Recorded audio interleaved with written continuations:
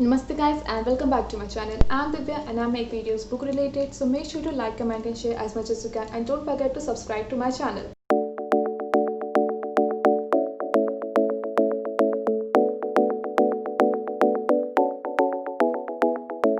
So it's been a while since I did a book review Thursday video and mainly a single book review. So for this again I'm going to start a new series, but this will be only included in book review Thursday only. So that this series is not something new going around on the YouTube, but yeah, this is something I'm going to start, that is mini book reviews.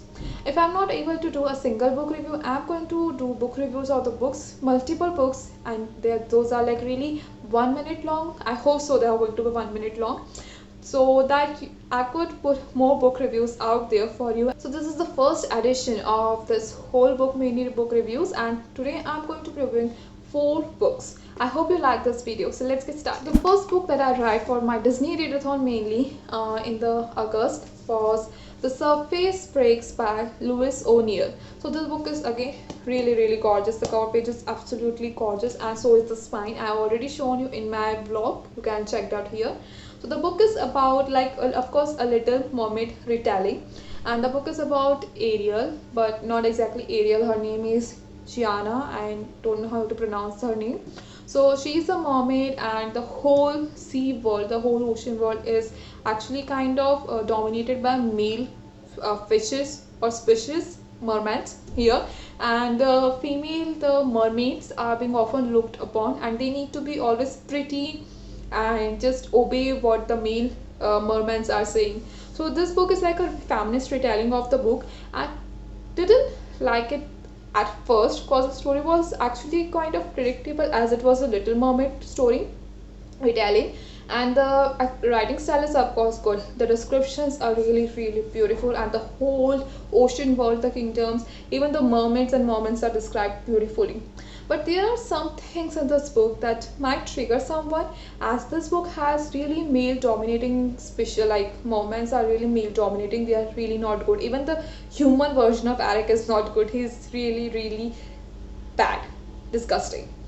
Whole male species I think is disgusting in this whole book. There are attempted rape scenes in there, demeaning scenes in there, in which a woman has to feel inferior about their own face, their beauty, their weight, everything.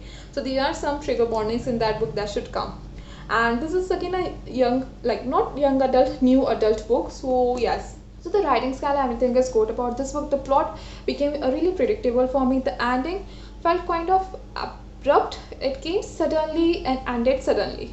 The whole ending I think would have been stretched a little to make it a more appealing and like do justice with the book. Other than that, I would not exactly recommend you to read this book, but if you want a retelling, you can go for it after only going through trigger warnings. So now the next book that I read in August, and the mini review I'm doing, is of Crown of Wishes by Roshan Chokshi. I've already talked to you about this book in my recommendation video of mythological fiction. This book is about a princess of Bharata, Gauri, and the prince of a neighboring country, not country, I've always the country, kingdom, that is Vikram. So Gauri is being exiled, or has been like sold to the Vikram's kingdom by her own brother in the name of betrayal and treachery, and yeah, like that, and she is being sold to marry Vikram, and she is being held in the dungeons right now. And so Vikram is also not the actual prince, actual king, prince of the kingdom. She is adopted son of the king, and actually nobody knows, so he does not hold a good power in the kingdom.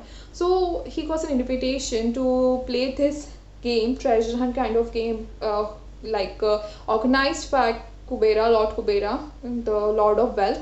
So he needs a companion, and he has been given some hints to find his companion, and it turned out to be Gauri. So he offers her her kingdom again, back again, that he will help her to get her kingdom back again, and they both goes on this journey. So the main thing about this book is about how Kubera thinks about stories, how he does not like, if someone gets lost in the game, he does not take their life, he takes their stories, what their story is about and what their desires are. That plays a major role in this book. This book is again beautifully written, and all the characters and the Indian mythology written in it are really good. But the small thing that I didn't like about this book was the romance part, maybe because I'm not a romance lover.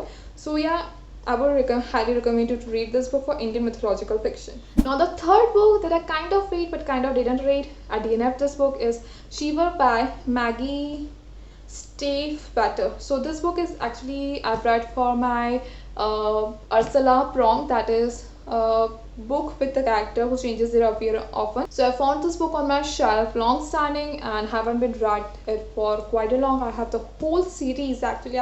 I should have not look at the cover page and look at the book. I at least read the first chapter before going to buying this book. The first chapter it's itself not really good. I would never recommend you to read this book. I've DNF'd this book after reading just 2 chapters.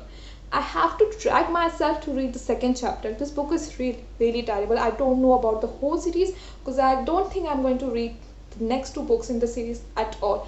I would highly don't recommend you to read this book. It's like the language, the plot is not fair. The whole writing is really bad. This was the first book by Maggie, and I was actually going to read Raven Boys also. So I was being dreadful that if I'm the story, the writing style is again going to be the same as Shiva in the Raven Boys, but thankfully it is not that, and thankfully the writing style is way better and good in the Raven Boys.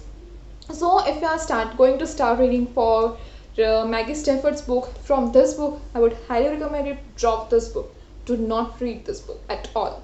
Now the fourth book that I've read for August is again Star Daughter by Shweta Thakral. I've already talked so much about that book. The book is about a hybrid star, half star and half human, who has injured her father accidentally and now requires a blood of a whole star to treat him. So she goes on this journey with her friend Meenal to the star world Nakshatra in Swarglok, and where she meets her mother. But to gain her blood, she needs to enter this tournament organized by all the nakshatras to gain power. And her nani, what we would say in the English nani, I think grandmother, of course, grandmother from her mother's side. So she needs to get her approval. So yeah, she wins this tournament and get her mother and nani to get the blood, and of course, so the book is really good. The description, the writing style, and to see that it is a debut novel of the author, I absolutely loved this, and I would highly recommend you to read this book. So this were all for today's mini book reviews video. I hope you all enjoyed this video and liked the concept. Make sure to comment in the comment section if you read any of this book, what you thought about this book, and if you like the idea of this book review thing, the book review video, to comment in the comment section. So goodbye to the next video.